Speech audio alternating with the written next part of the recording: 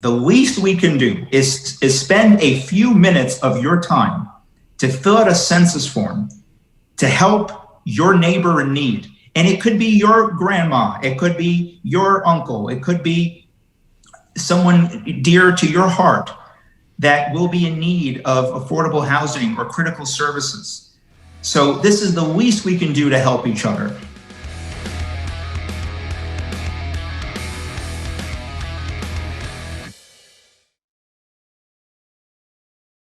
There's a big question. Everyone's been hearing about the census 2020. Every 10 years, there's a census. And at the end of the day, the big question on people's minds is, why do I have to participate? Why does it affect me? How does it affect my community? And therefore, for tonight's show, we have a special presentation. We have a number of key guests. Jeff Behler from the U.S. Census Bureau, the regional director, is joining me here. Keisha Boatswain, the site director at Urban Neighborhood Services. Erica Rambert, the JCC census manager. And we're also going to be hearing from Councilman Mark Treyger, the councilman in District 47. About the JCC of Greater Coney Island, they provide a wide spectrum of human and social services, assisting all segments of the population through 5 divisions: the senior, vocational, education, community, and management. The JCC of Greater Coney Island is an equal opportunity program. Councilman Mark Treyger represents the 47th District, which is basically the neighborhoods of Bensonhurst, Coney Island, Gravesend, and Seagate. He is also on the City Council's Committee on Education. Jeff Behler. Jeff Behler is the U.S. Census Regional Director. He joined back in Detroit in 1997. So this is already his third U.S. Census participation. He is now the director of the New York Regional Office. We also want to give a special shout out and a thank you to Rabbi Moshe Wiener, Mrs. Riva Heller, Mrs. Sarah Hamama from the JCC of Greater Coney Island. Also, Maria Henderson and Arian Scafia at the Chief of Staff at Mark Treyger's office, and a few people that definitely need to get a special thank you at the U.S. Census Bureau. Patriana Acosta Pella, Jolie Golden, and Lisa Moore. Thank you so much for everything that all your involvement, and of course to Michal Sofer here at Bottom Line Marketing Group, who really, behind the scenes put it all together. Tonight's show will discuss the 2020 census broken down in detail, how participating in the 2020 census will directly help your local community. With that intro, we welcome. I'm first actually going to turn to Jeff Behler. Jeff, thank you so much for joining me here on Mind Your Business. Can you tell us a little background? What exactly is the U.S. Census? Yeah, first off, thank you so much for having me. What a wonderful conversation, and thank you for hosting this event this evening. So, Article 1, Section 2 of the U.S. Constitution mandates that this country conduct a census, as you mentioned, every 10 years, an enumeration of both the people and the housing units. And in the years ending in 0, that's exactly what we do. Started back in 1790. We've been doing it every 10 years ever since. Wow. So who is the U.S. Census meant for? Yeah, and in the Article 1, Section 2 of the U.S. Constitution, it talks about why we do this, for the purposes of enumerating the people, for the purposes of representation. So it's important that everyone get counted, regardless of your citizenship status, regardless of your age. Everyone who lives in the United States as of April 1st, 2020, needs to be counted in the 2020 census. Now, Jeff, this is your third cycle. Perhaps you could share some stories along the way about participation or lack of participation. Of course, during tonight's show and with all the guests, we're going to get into the importance of people. But from your perspective and your perch, this is your third round. Yeah, this is the largest activity this country does, our largest peacetime activity. We talk about hiring hundreds of thousands of people, knocking or reaching every community, every household throughout the nation. It's quite an undertaking. And our partners, our trusted voices, such as you and your station and all of our partners at JCC and all the amazing work that they've done, they're the really the key piece of ensuring we get a complete and accurate count, because it's the trusted voice of a community that is needed to ensure we get the most complete and accurate count in a census. No matter what community you're in, Right. those trusted voices are critical to getting that complete count. Thank you, Jeff. So now I'm going to turn to Keisha Boatswain, who is the Site Director and Urban Neighborhood Services in the Greater Coney Island area. Keisha, of course, thank you for joining me here on Mind Your Business. Let's talk about the census. We already addressed that it's every 10 years, right? The last one was 2010. Now we're at 2020.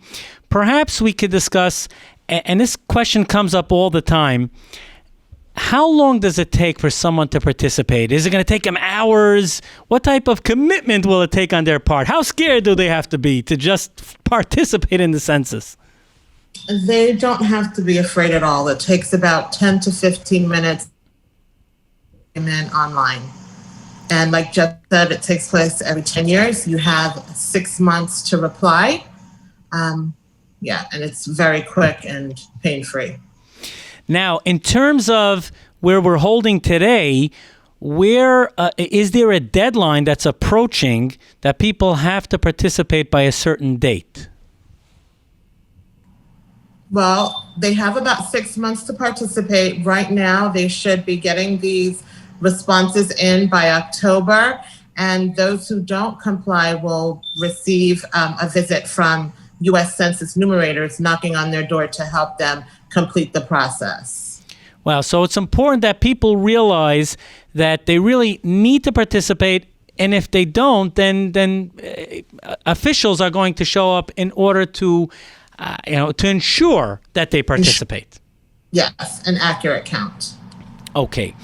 Now, if I may, I want to turn to Erica Rambert, the JCC Census Manager. Erica, of course, thank you for joining me here on Mind Your Business. Thanks for having me. Question. In the greater Coney Island community, we know that there are many that English is not their first language. Can they still participate, or is that a barrier? Yes, definitely. We have different languages. If you call on a phone, it's different languages. We have a Russian speaking and outreach worker that works with us also, that you could do your census with. Every language possible, you could do your census. Got you. So there really is no barrier in terms of anyone who doesn't speak English. It's not a problem.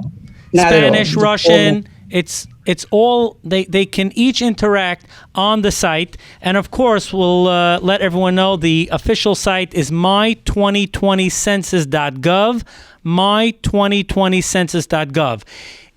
As it relates to those locally in the Coney Island area of Brooklyn, if you wish to see more information how the census helps you directly, you could visit gcicensus.org, gcicensus.org, and of course there's a link there that will take you directly to the census site. I'm going to open this segment by turning to Jeff Behler, the U.S. Census Regional Director. Jeff, here's a question that a lot of people ask and is something that's on everyone's mind, and that is, and I hope I'm not putting you on the spot with this one, but when someone fills out the information for the U.S. Census, is the information confidential? Yeah, great question. And it's a concern we hear from a lot of our communities. We want to stress to everyone that the census is safe. Every piece of data we collect on a census is protected under a federal law called Title 13. Was put in place back in 1954. And under this law, it basically states that the Census Bureau, we can never release information to anyone at any time that could potentially identify an individual or a household. So when you see our data, when it's released, it's at an aggregate summary at a higher level of geography. For instance, we release data at the state level or at a county level, a city level, a census tract level. And that data can never contain information that could potentially identify an individual or household. So while we ask for your name on the 2020 census, we don't ever release that information.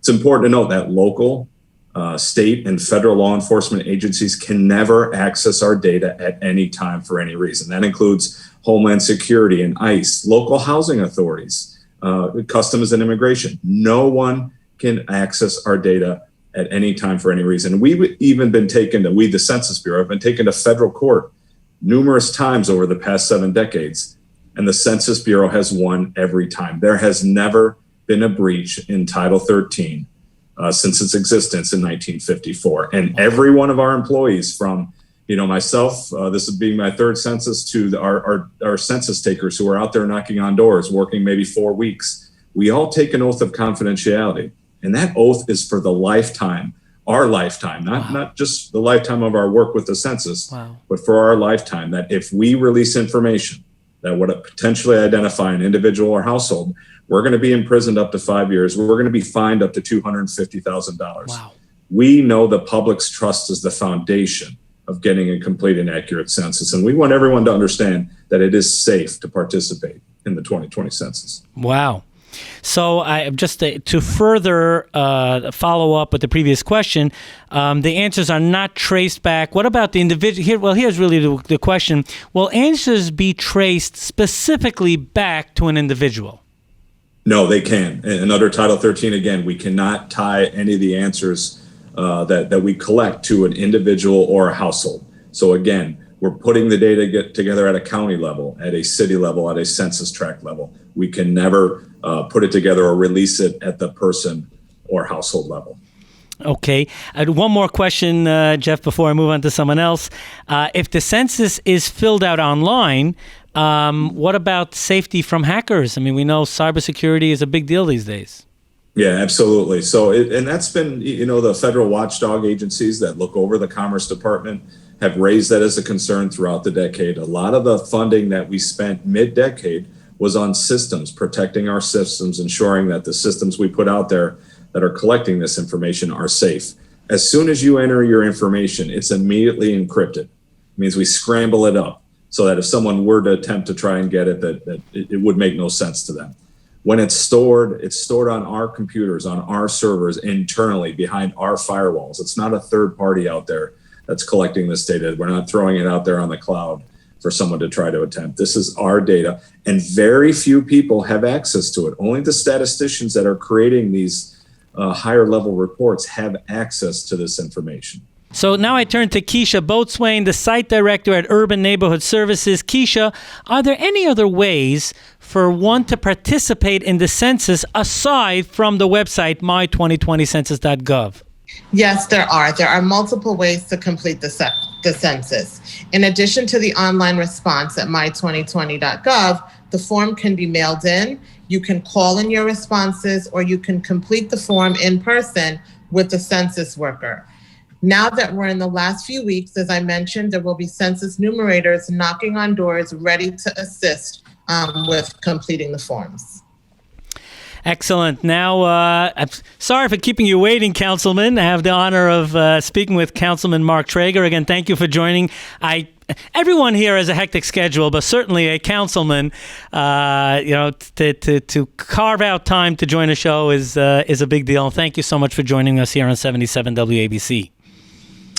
Thank you for having me. And there's very few things more important than the census. Census is critical for us here in New York and my district here in Southern Brooklyn. So I thank you for having me very much.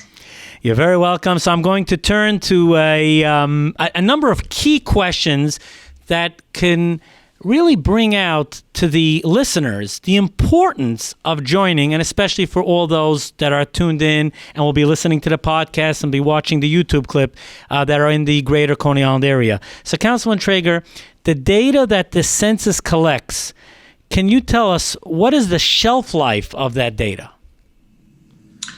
Well, as we've heard from the census directors in terms of the security and privacy of that information, I used to actually teach government in high school. So this information actually has to be stored confidentially for over 70 years, where it cannot be released to the public. And the director can correct me if I'm wrong, but it definitely has a shelf life of decades, and it certainly has to be kept confidential by U.S. code for over 70 years, which is pretty strong language to protect the integrity and the privacy of this critical information.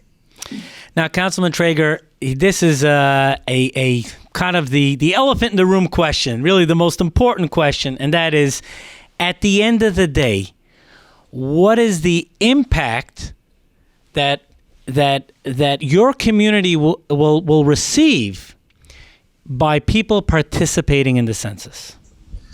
So that is the key question. I represent a community that has an extraordinarily large senior population or an aging population, folks who are nearing retirement age. Mm-hmm. The number one request that my office receives, and I'm pretty sure many other offices get the same request, but the number one request we receive is affordable housing for seniors.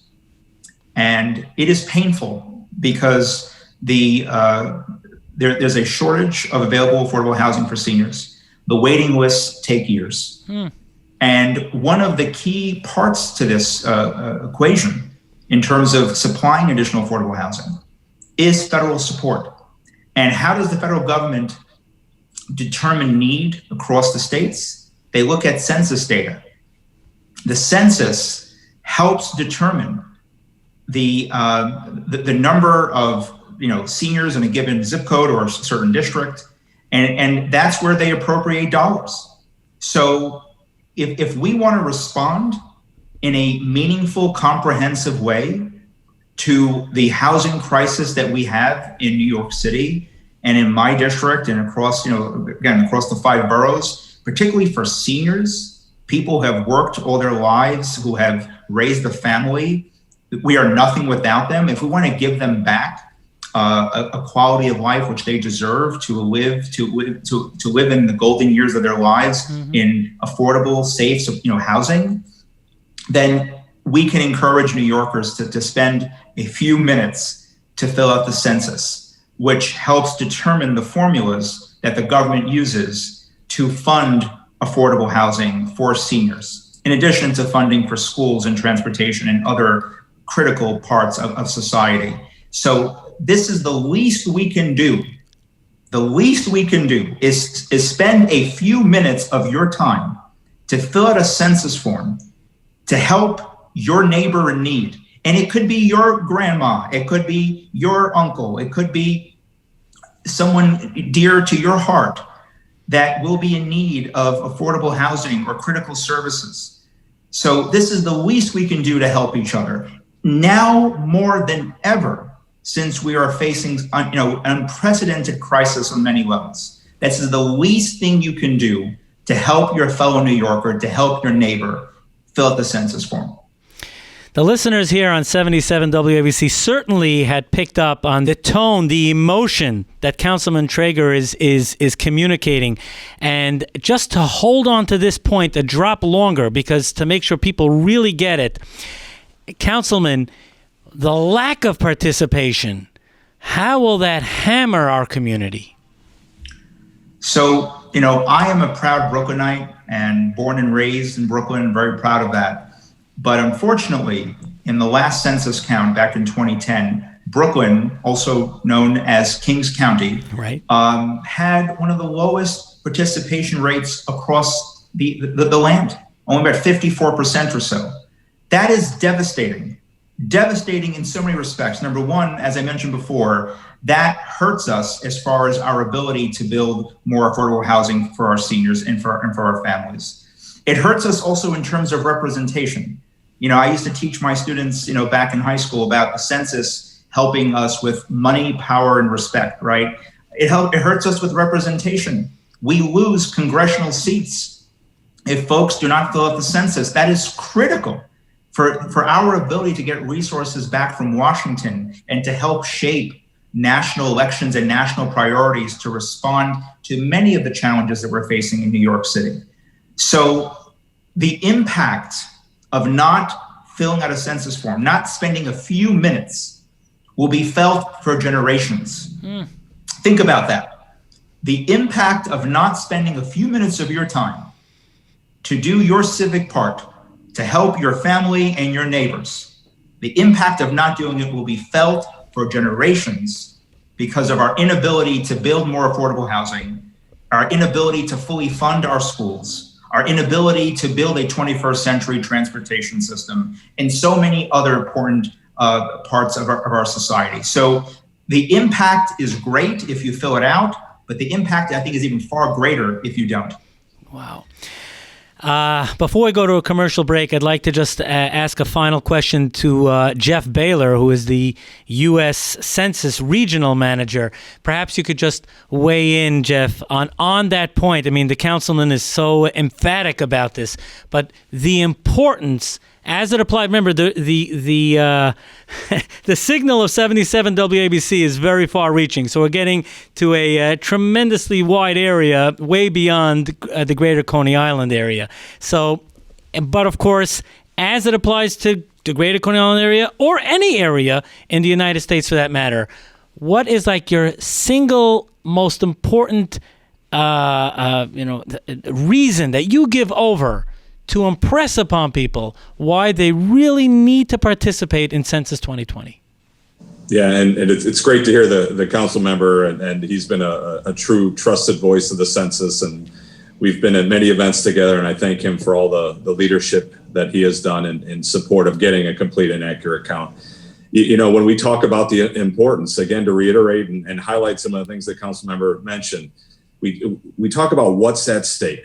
Okay, what's at stake for the next 10 years? From when we talk about our children's education, from national school lunch and breakfast programs to supplies in the classroom, Head Start, Title I grants, Pell Grants for college students. When we look at the infrastructure of our communities, from improving our roads and transit systems, which means adding bus routes or additional subway stop lines or whatever is needed to make sure that people in our communities are getting to where they need to go, to work, to the health clinics.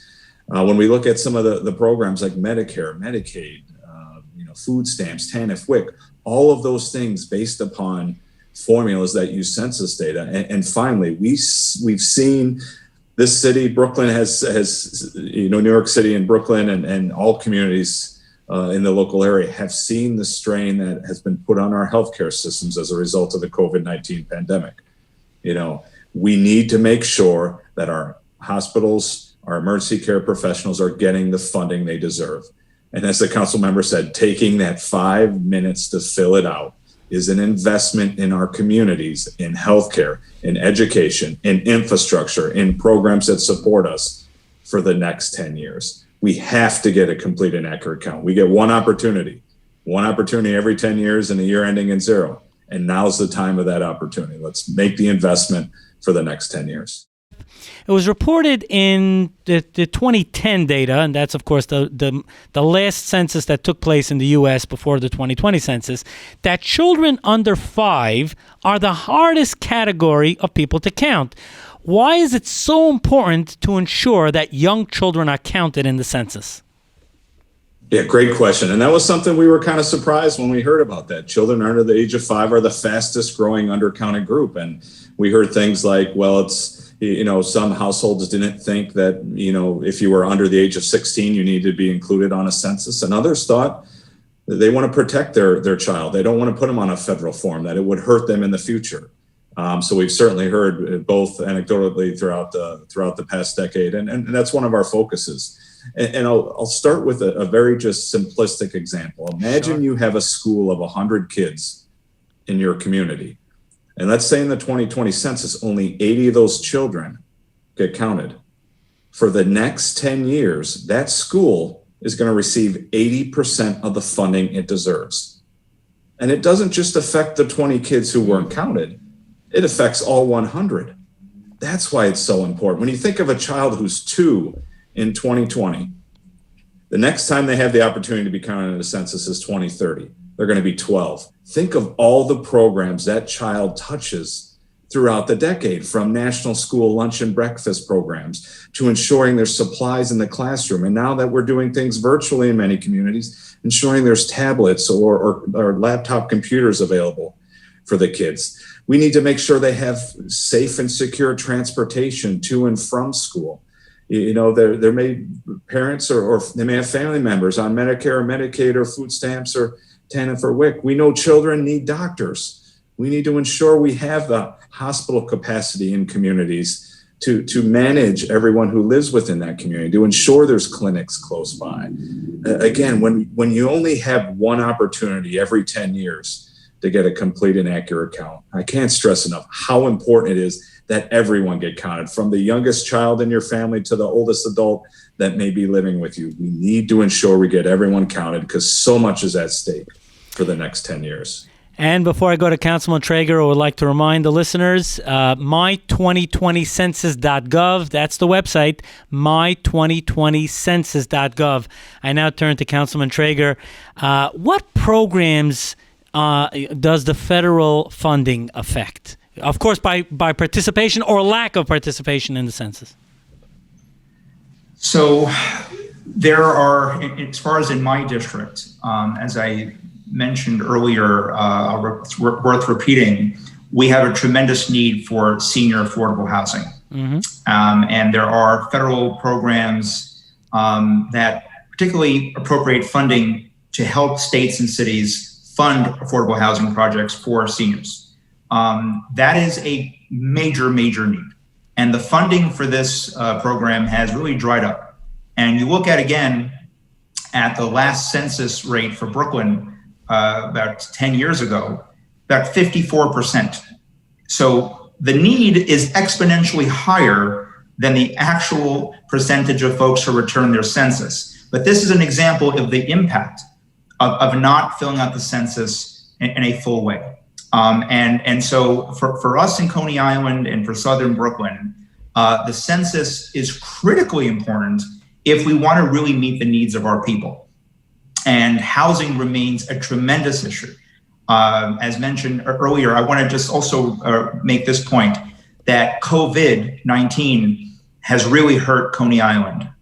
We have the 5th highest death rate per capita in the entire city of New York. We have a tremendous senior population, many nursing homes, folks in need of high care, needs of care. And we need more healthcare access. We need more hospital beds. We need more senior care facilities to care for our aging population. So I would argue that this is critically life and death important, not just some wish list bucket item. This is life and death. There are real-time consequences for not filling out a form that only takes a few minutes to fill out. Because if we want to be respected and counted, we have to fill out a census. We have to vote. This is about being seen, being heard, being counted, and when it really matters the most. And so I am making an appeal, not for any political reasons. I'm making an appeal for a community reason. Help your neighbor. Help the grandma who calls the offices every other day to check in on her waiting list number, because she's been waiting over 5-6 years to see if she can get an apartment.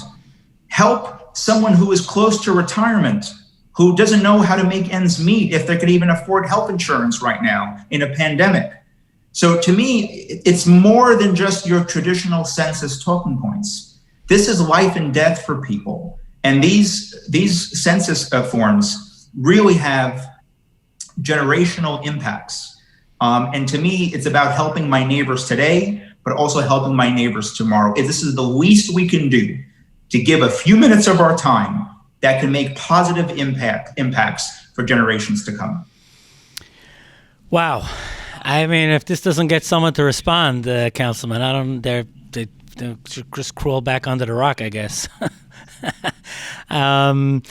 Just a technical question. Does the census have anything to do with district or community maps? The way the census gets their numbers, and then governments, agencies, and different administrations, they use a variety of formulas to break up the census data, and they go by district, or they go by zip codes, or they go by state or jurisdictions. So, but the bottom line is, if our zip code or if our part of town is not filling out the census, then there is an assumption made by the government that, number one, maybe there's not much of a need here, where there's folks are not filling out forms. We're not seeing this type of population density, or what types of needs are here by age or by economic status. So it's hard to gauge the need if you don't know where the people are and where the need is. And so this is really, really important because when politicians go to bat for their communities to say, we need help with housing, we need help with schools, we need help with transportation for subways or buses, then the government responds by saying, where? Right. We don't see the data that backs up your need. Right. And so it's hard to advocate for your district when the district is not fully counted in these government formulas. And so this is a common frustration we face here in Brooklyn and other parts of the city. It has real-time consequences. And that's why I repeat to you, these are not talking points. Housing, schools, transportation, healthcare in a pandemic, these are life and death decisions that can be helped by spending a few minutes of your time, fill out a form that by law is confidential for over 70 years, but will have impacts far greater. A housing unit for someone's grandmother will be built if folks spend a few minutes of time filling out a form. Think about that. A child's school will have 21st century ventilation systems and not some of the issues we're facing today in our school system if someone spends 5 minutes filling out a form. We could have 21st century trains and buses to get folks to work and home or medical appointments. We can have new hospital beds if folks spend a few minutes. That's the impact of filling out the census. Councilman, I would venture to say, is there anything else out there? Is there even an example? I can't think of one where 10 minutes, 5 minutes could have such an impact. I mean, obviously voting is also very important, but filling out the census has a generational impact. It is greater than a 10-year impact. I mean, the census is taken every 10 years, but the impacts are for generations because the information that you put onto that form that gets tabulated by the government can help determine housing for seniors that's not just built for 10 years, but that's built for generations. So think about that. Filling out a form for a few minutes can lead to housing grandparents, housing aunts and uncles, can lead to new hospitals being built. And that's why I think the impact is far greater than just saying we're counted or it's good for 10 years. It has a generational impact that people will feel and benefit from for decades to come, and helping, again, not just your own family, but your neighbor. And that's very important to me because, I have an approach to government that says a neighbor in need is our neighbor in need. If someone's child needs help, that's our child that needs help. If someone's grandmother needs help, that's our grandmother that needs help. So filling out the census is really an act of not just civic duty, but just an unselfish act, a selfless act that really just helps your community, helps your neighbors responding to the growing needs of our society. I'm now going to turn to Keisha Boatswain. She is the site director at Urban Neighborhood Services. Keisha, perhaps you could share with us, how does the participation in the census affect local business owners? Collecting an accurate count from the census provides many benefits to business owners. Number one, it provides a basis for determining economic grants for distribution in the community to help people open businesses. And number two, it informs business decision-making and practice of where to open, what type of industries to bring to different neighborhoods. Okay, and now I'd like to turn to Erica Rambert, who is the JCC Census Manager. Again, how does participation affect local businesses? First, I want to say thank you to Mark Treyger. I was a resident of Coney Island, and hearing him speak today just inspired me. The reason why I joined the census, because they have to really understand that it's very important. The business part of it is bringing jobs and other things that, it helps our community. But as far as what Mark Treyger said, is like it just put the icing on the cake of overall of everything the census represents. So the business part is I'm a little, it's not as important as what Mark says. So I really don't have a lot to say about it because, of course, businesses bring jobs and different opportunities and stores and things like that. But I think that our community really needs to understand what the census is really, really about. It's not about 10 minutes. It's not about asking your personal business. It's not about the little things that our community, which I'm talking about Coney Island, we tend to linger on. We need to understand that it's for our children. And it's very important that, like Jeff said, our children is going to be 13 when the next census comes. Right. So education is very, very, very important in Coney Island. And we need to, stress the fact that it's just, we have to do this for ourselves. This is for us. Like Mark said, this is for us in our future, our parents, our grandparents, our grandchildren, my grandchildren. So we just have to understand and stress the fact that it's very important. It's very, very, very important for our community. And I want to thank Mark again, and always, I appreciate it. Thank you. Yes. We have roughly around 6-7 minutes to the show, and I want to take the opportunity, of course, to thank each guest and to really turn to each guest and in a good minute to a minute and a half to explain from your perspective, to give that final push on the importance of participating. First, I want to remind the listeners, the site, it's very simple, my2020census.gov, my2020census.gov. And as it relates specifically to the greater Coney Island area, you can visit gcicensus.org, gcicensus.org.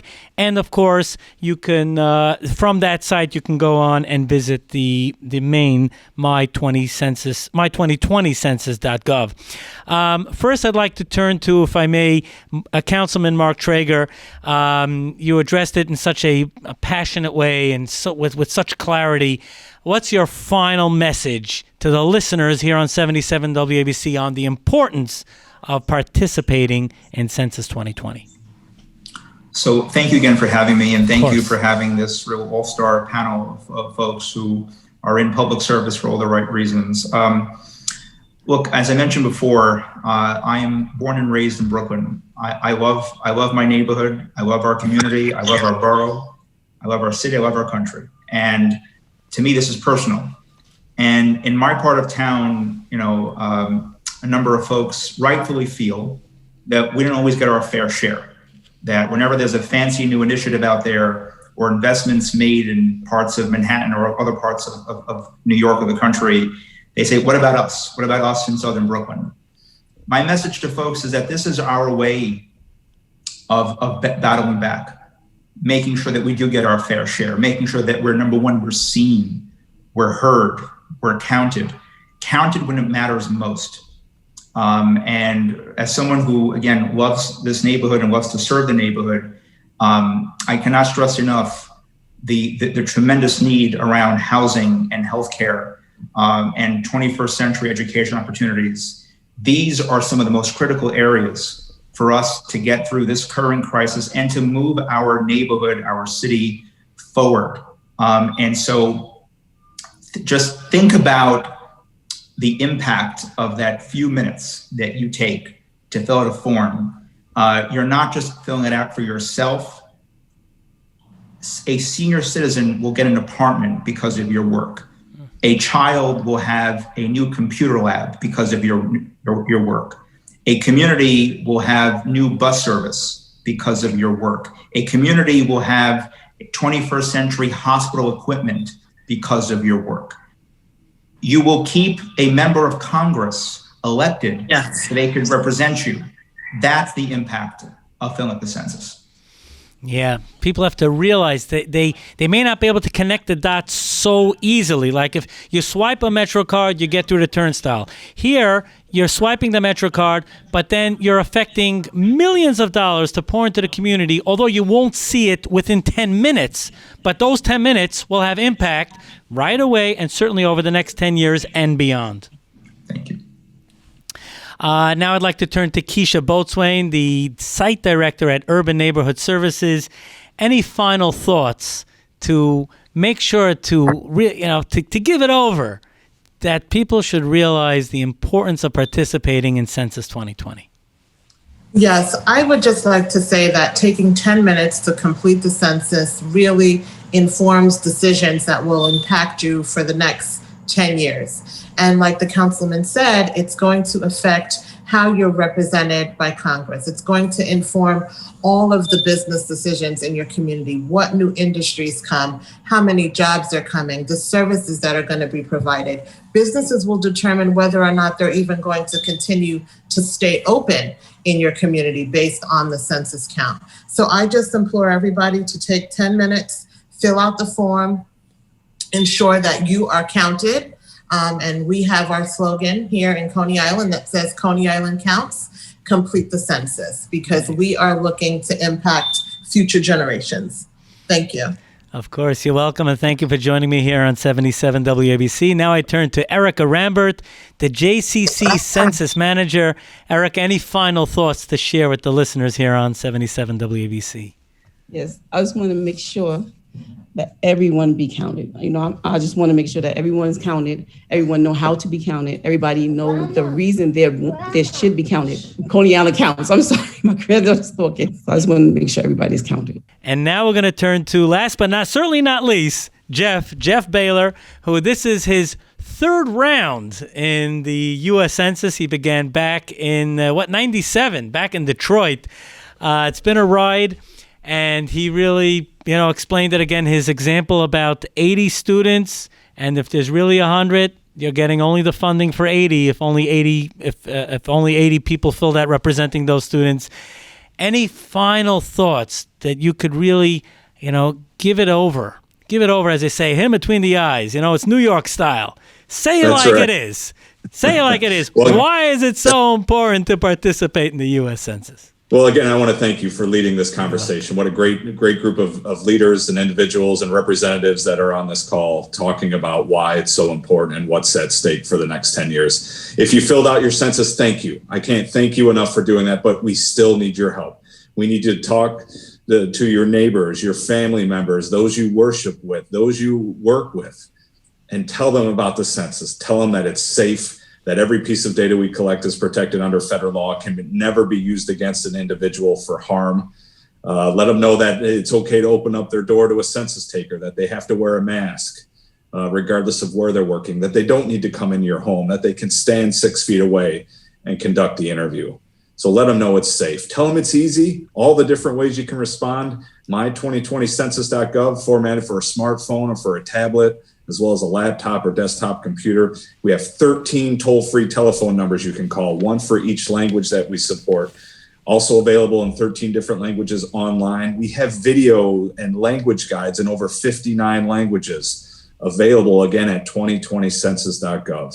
We ask basic information, name, age, date of birth, race and ethnicity, whether you own or rent your home, whether you're of Hispanic origin, your gender, and your relationship to the first person you list on your form, like mother, father, son, daughter, roommate. That's it. We don't ask for bank account or credit card information. We don't ask for citizenship status, and we never ask for social security numbers or money. And finally, the importance.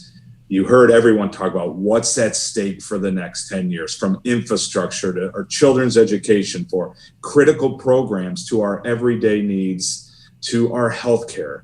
We get one opportunity every 10 years. This is an investment, a 5-minute investment in the next 10 years and beyond, for your family, for your neighborhood, for your county, for your state, for the next 10 years. So fill it out, 2020census.gov.